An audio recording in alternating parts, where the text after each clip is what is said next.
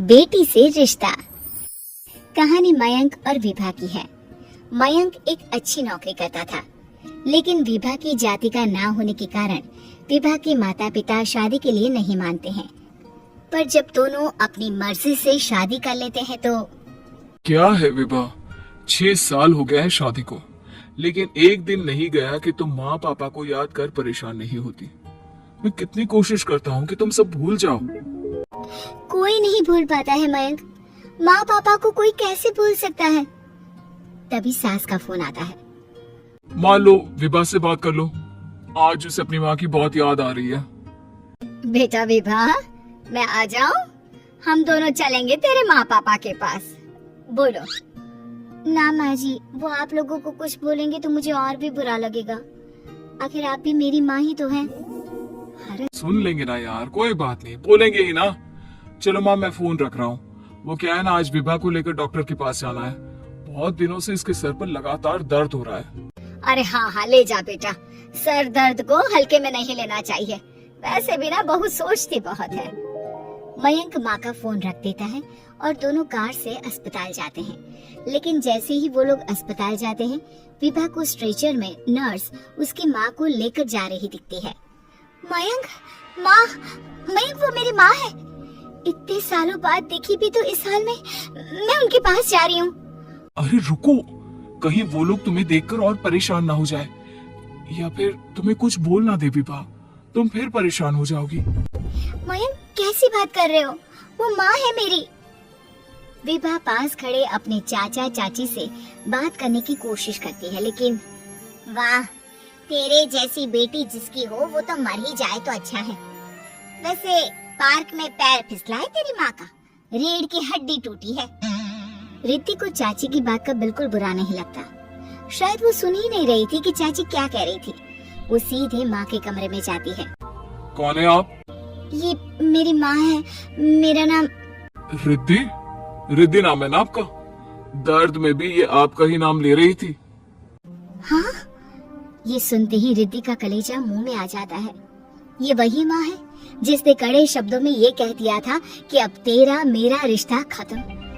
फिर रिद्धि का पति मयंक भी वहाँ आ जाता है। सामने खड़े होते हैं रिद्धि के पिता। पापा, क्या हुआ माँ को?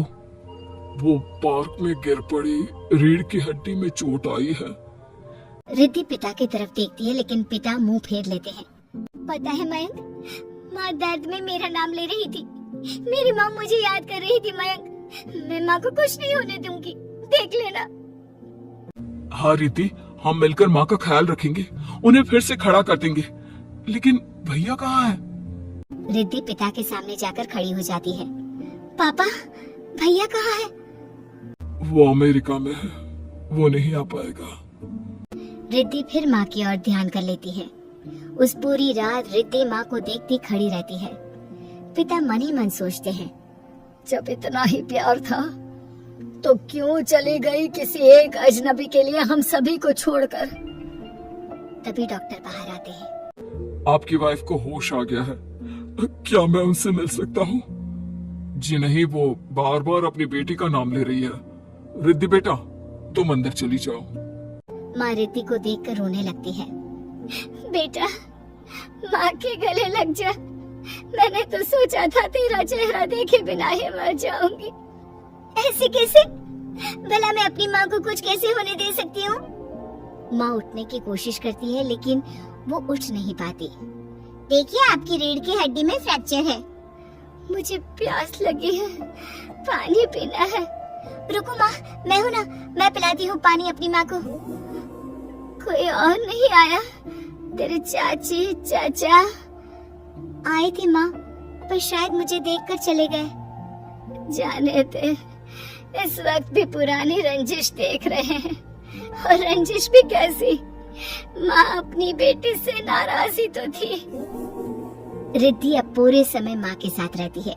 उनके हर काम को करने में उनका सहारा बनती है।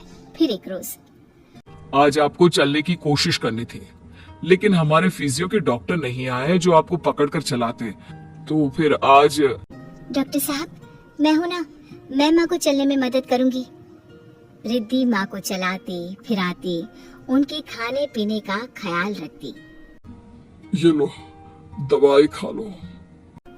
नहीं, मैं रिद्धि के हाथ से खाऊंगी। ये क्या बात होती है? रिद्धि के हाथ से क्यों? वैसे भी अब कल से तुम्हारी छुट्टी होने वाली है, फिर तो मैं ही हूँ जो भी हूँ। तभी वहाँ रिद्धि आ जाती है। पापा, मैं बस कुछ मिनट के लिए डॉक्टर के पास गई थी। ये दवा तुम्हारे पापा नहीं बताएंगे, लेकिन वो मुझे दवाई दे रहे थे। कल से मेरी छुट्टी है ना?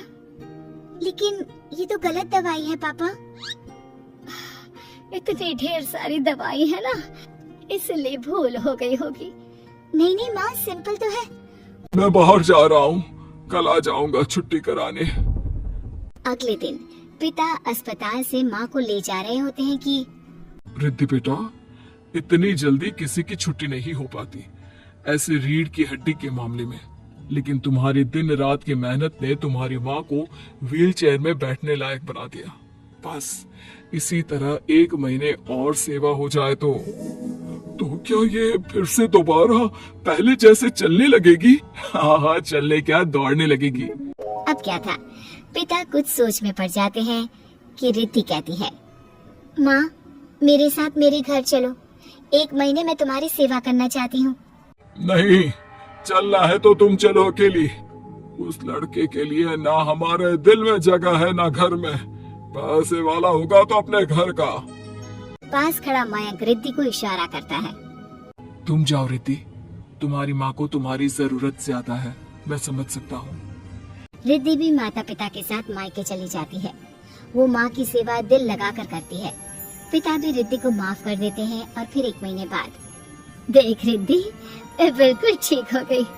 सच कह रहे थे डॉक्टर कि मैं तो दौड़ भी सकती हूँ। बस माँ, तो अब मैं चलती हूँ। मयंक और मुन्ना मेरे बिना न जाने कैसे होंगे।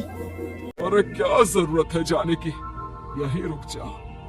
या फिर नहीं पापा, उस दिन आपकी शर्त मैंने सिर्फ माँ की हालत देखकर मानी थी, लेकिन अब नहीं। अब मैं इस घर में तभी कदम रखूंगी जब मेरे पति को भी इज्जत से बुलाया जाएगा।